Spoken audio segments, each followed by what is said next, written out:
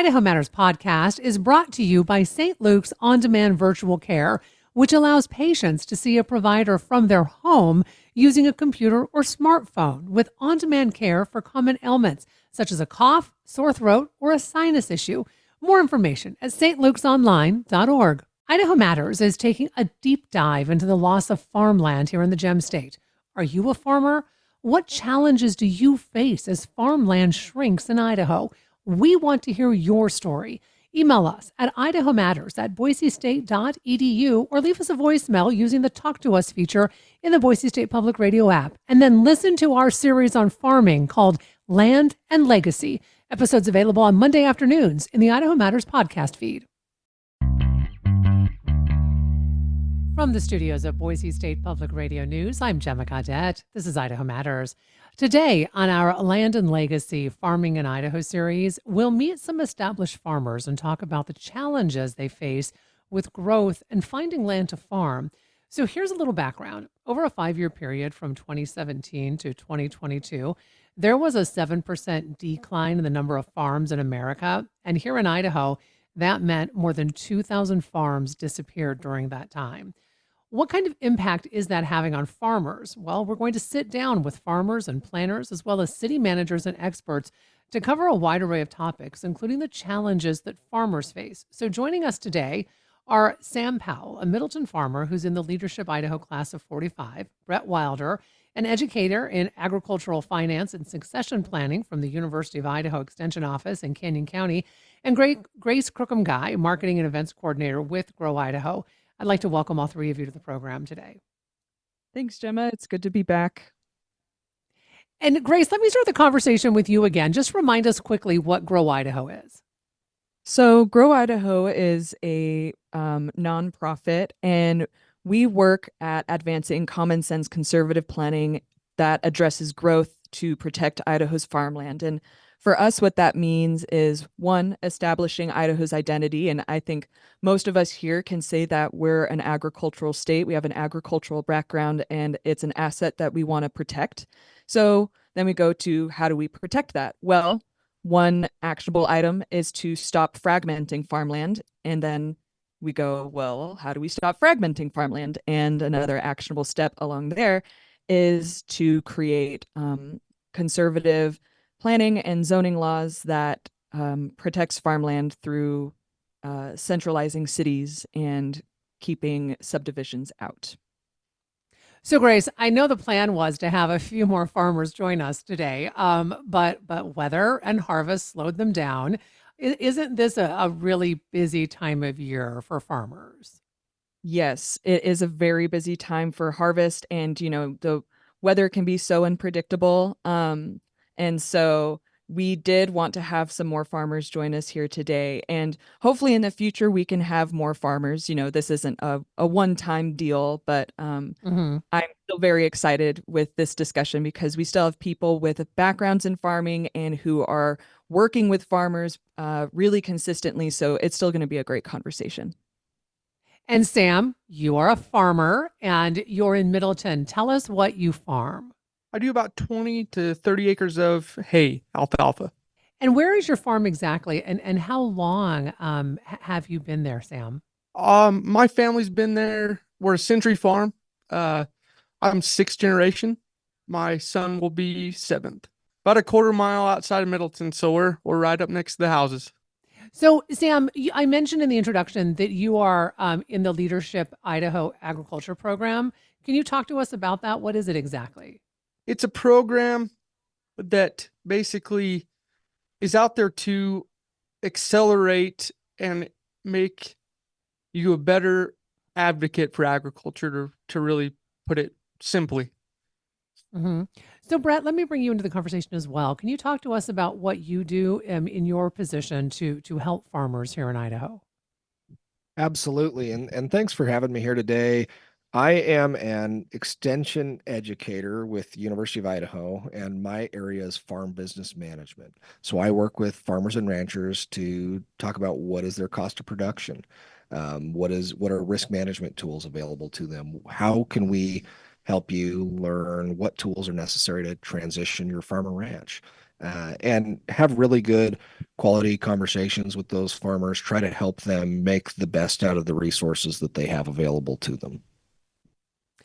Sam, I'm curious about how you integrate within your community. As you mentioned, your farm is right up against the houses there in Middleton. So how do you integrate within your community? It's become very, it's all about transparency, I guess, as you would say. As we get going, it kind of really comes back to it's a bigger scale than just going to a co-op meeting now. Now Mm. we definitely we still provide what we can in terms of the tractor rides for the harvest festivals on a small scale in Middleton. But now our reach is just so much bigger because of social media and stuff like that, that it's really just comes down to going back to being transparent. And Sam, how does farming help our local communities? And I know that might sound like kind of a silly question, but I mean, I would venture to guess a lot of people don't even know really where their food comes from, right? So I'm curious about how what you do really does make an impact on the local community. Yeah, I would say that a, a farmer is a staple in a community. People get used to a farmer, and if they go away, it is a much bigger loss than just, you know, a barn going down.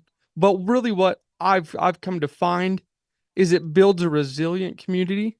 It installs a lot of pride within, no matter how big it is. It could be up there in Cambridge, or it could be Meridian, a guy still staying afloat. So I really think that a resilient community is what it can bring.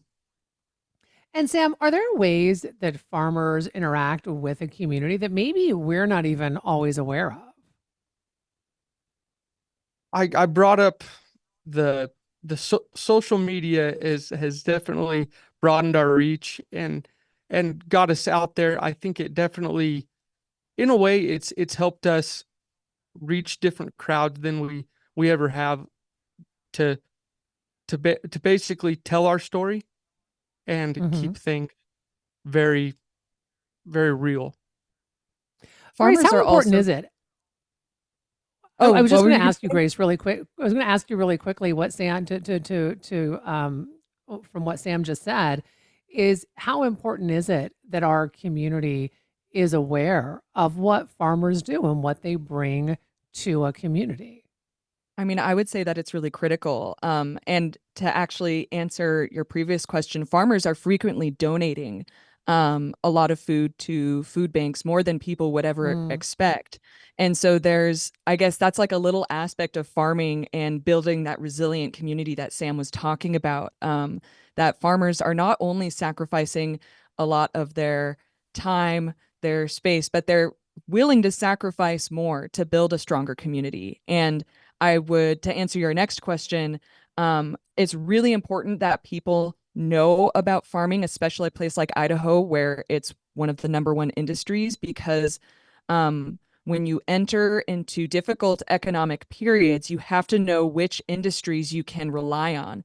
And if we've been turning our back on those industries, and now when we're in a dire strait, we're like, oh, well, farmers, you can help us out, right? Well, they're like, mm. well, not as much as we would like to, we've lost a lot of our land, and it's still not too late. We have lost a lot, but we still have a lot to preserve and protect.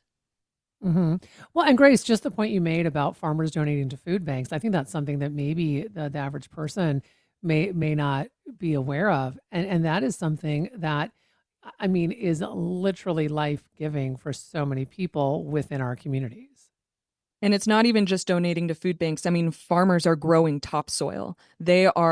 Creating, they are contributing to the aquifer, to our ecosystems. They are stewards of the land, and they are creating land that gives us food. It's like, I think people don't always realize how much it goes into growing a crop. It's not just plopping something in the ground, even though maybe that's a part of it.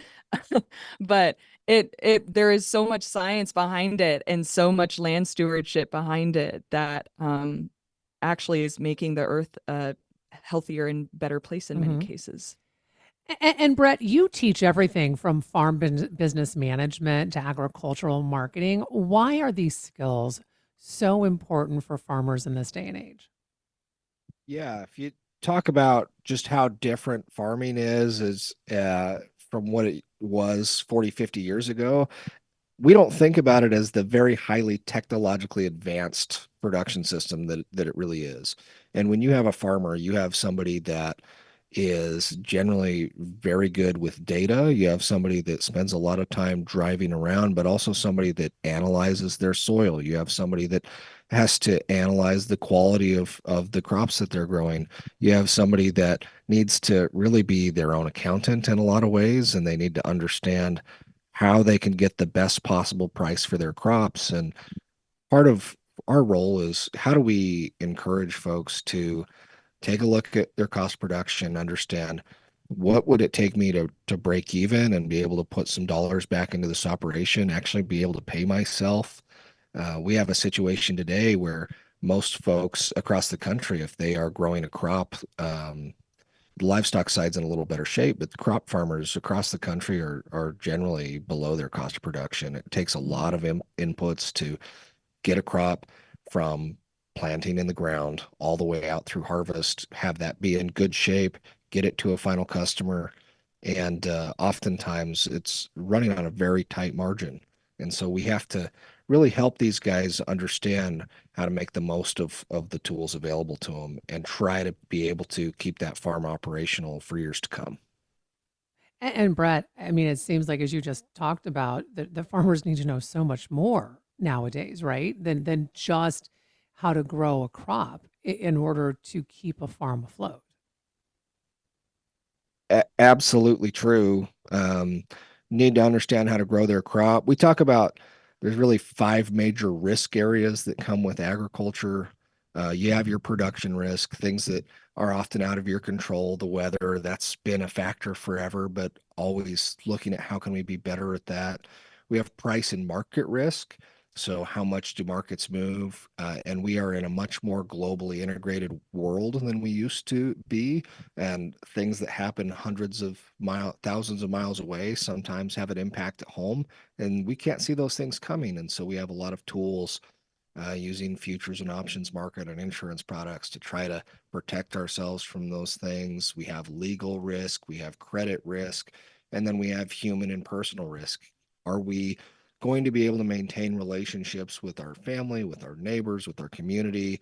Can we protect ourselves from accidents? How can we make sure that we're set up in the best way to be successful? And we have been asking lots of folks to get in touch with us about our new Land and Legacy series. So I did want to share a voicemail we got last week. So let's take a listen to this. Hey, this is Jeremy Shreve with the Swift River Farm in Salmon, Idaho. We are a small-scale, certified organic, diversified vegetable farm, and we also grow seed and sell seed for seed companies, seed contracts. And we are really concerned about how the next generation is going to afford land and land access to continue this type of work and provide local communities with healthy local food and support that local food system. Because we are aging out, my wife and I are getting of the age where we're looking to transition out, and we want to teach the next generation how to do this on a small scale and make it work. And we find that there's more challenges right now than benefits, because it is meaningful, it's impactful work, and it's important for communities. But when the younger generation cannot afford land near population centers in order to grow food and grow seeds and continue this work, it's gonna disappear. Brett and Grace, I'd like both of your perspectives on what Jeremy just said. So, Grace, maybe we can start with you and talk a little bit about what his concerns are. Yeah, I think that I know a lot of young farmers that are really struggling with, I mean, even just the thought of working like a full scale farm on land that they own feels completely out of reach. So I really, yeah, his sentiment I have heard quite a bit. And I actually want to pass it over to Brett because I think he can talk a lot more about those kind of risk factors that we were talking about earlier, as well as the struggles, the current day struggles of farming now. And he just has a much better background in the financial aspect of all that. Thanks, Grace. Yeah, it's a valid concern. When we talk about transitioning to the next generation, it's not just transitioning the land either. We've got to transition that knowledge base that they've spent 30, 40 years building and the understanding of what skills do we actually need to run that operation? What's the management structure looks like? How can we actually successfully roll that over? And the land, unfortunately, and the cost structure of it becomes the major part in everybody's mind, particularly that farmer's question. Um, if you look at cost of production and the value of agricultural commodities today, frankly, I would say that you cannot buy land. If you are responsible for purchasing every piece of land, every piece of equipment, everything that's required to get off the ground, you cannot do that in year one and be profitable in year one. It is going to be a long slog. It's probably going to require a significant amount of debt. And you talk about where farmers and ranchers get stretched, the young farmers and ranchers that put themselves out there on a limb and really want to make it happen. Oftentimes those guys are looking at 70, 80% leverage. And so when we have a 0.25% change in interest rates, it means a lot to their bottom line. And when ag land is expensive, and talking about particularly his example, ag land close to population centers that also has development value, we may say that a piece of ground is worth, say, $10,000 an acre as ag land, but $150,000 an acre as development land. If you go out and try to get a loan for that piece of property as agricultural property, you're only going to be able to value it on your appraisal as if it was ag land. But you might have to pay somewhere in the middle or closer to development property prices. And so it's one of those things that's really tough, as there's a lot of farmers and ranchers. Maybe they don't have somebody that is in their family that would like to take it over, that still want to see that operation transition. That's a really common thing that I'm hearing about right now. And that farmer rancher may not have a retirement plan. They're hoping to be able to sell their operation to somebody, and they're willing to share their knowledge and help them transition in. But frankly, those two things are not matching up very well. It's very difficult to find a happy medium where there's somebody out there that has access to the capital required to actually take over that business, and somebody that has a business and still enough time left to share their knowledge and help them transition. It's not an easy question, and I have yet to meet someone with a silver bullet answer. So, Sam, what challenges do you face every day as a farmer? Well, I don't have a silver bullet answer either, but as Yeah. as we get going, I would like to touch on like the labor problems we're running into. It is no longer what we used to do. It depend on family labor or crews that have been around for years and years. We used to know all the crew bosses around. Now you're dependent on one contractor or H2A coming from different places, and so labor would be one, and then just for me, moving a tractor is twice as difficult as it used to be. We either have to do it early in the morning or later at night with 1 to 2 pilot cars. It gets very dangerous, and the the people coming in don't always realize we can't stop or turn on a dime. So that'd be two Mm, I could touch on. yeah. So, Sam, I'm curious then. How is growth in Idaho impacting you and what you do? Because as again, as you said, you are up against homes. So I'm curious about how growth impacts your farm today. It's definitely right up against us. And it is making it tougher to acquire anything that we call it basically ditch bank to ditch bank. Um, Mm, there's no more of that. So we would definitely have to travel farther, which diesel prices aren't getting any cheaper. And so there's just definitely less farms available and at a price a guy can afford.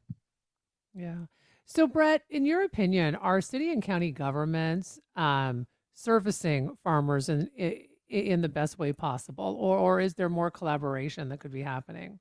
Well, I think it's always fair to say more collaboration could be happening, but I think there's some cities and counties that do a very nice job and some that could probably learn from others. As you get out into more rural communities, you have agriculture that's a pretty significant part of those communities, people that are on those city councils and on serving as county commissioners that are actively involved in agriculture. I think those folks have a really good pulse. I do have to commend, some things that we're sitting in Canyon County, and they do a nice job with their Destination Caldwell program and trying to promote things out towards agriculture. But there are always challenges, and when people put together comprehensive plans, and I think it's becomes difficult for folks in agriculture to always be paying attention to what's going on at that level, and we really need people in the community that can watch that stuff for us and let us know what's going on. And I think Grace actually would be really good to answer a little bit more on this question.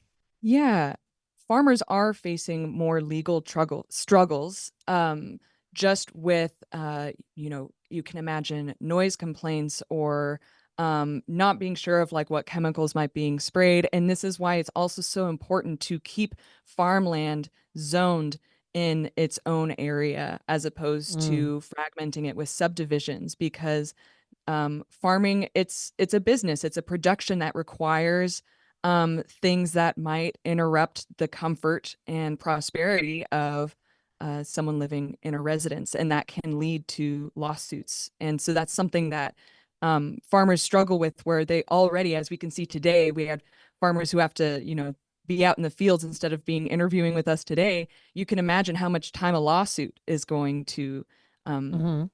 eat up, right? Absolutely. And Sam, I'm curious. You said you're a sixth generation farmer. Your family are century farmers. What is it like to be farming today compared to even when you were growing up? It's definitely, I guess, the best. I thought about that a little bit. Difficult yet rewarding. Um, like I kind of touched on, I really feel very close to my community because of our past and quite frankly our present. I really want to show my kids and hopefully their kids what I grew up doing. And and Mhm. I really think, like I touched back with, it instills a, a sense of pride that you just can't find anywhere.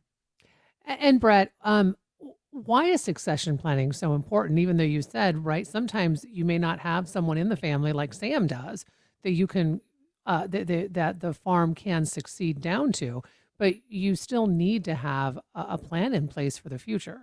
Yeah, one of the most devastating things that can happen to a family operation is um, you have something happen to a family member that is the major owner of an operation. There's no plan in place, multiple siblings involved. People end up at each other's throats, tears families apart.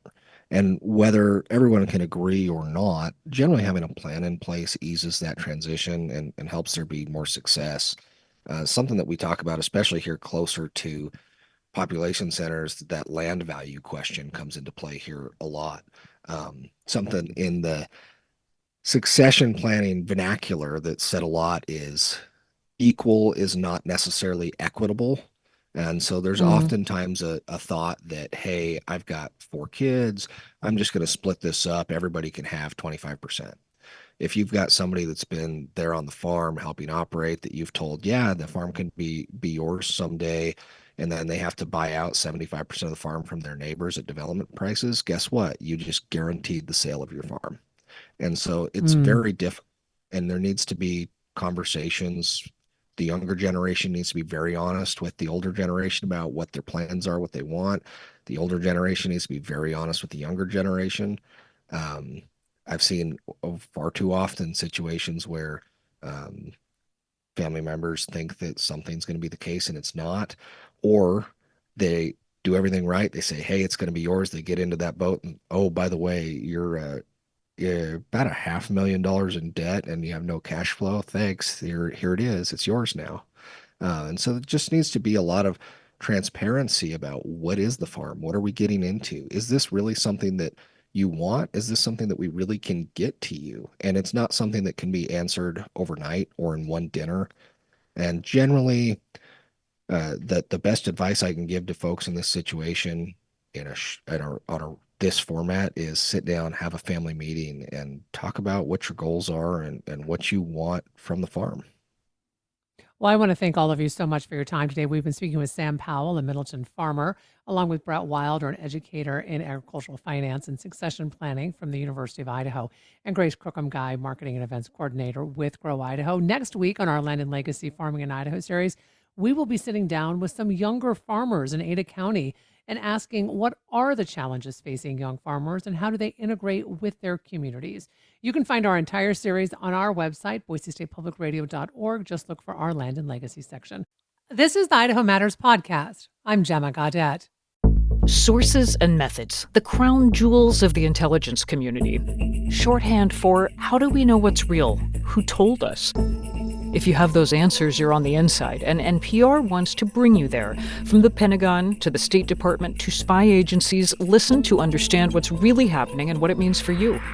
Sources and Methods, the new national security podcast from NPR.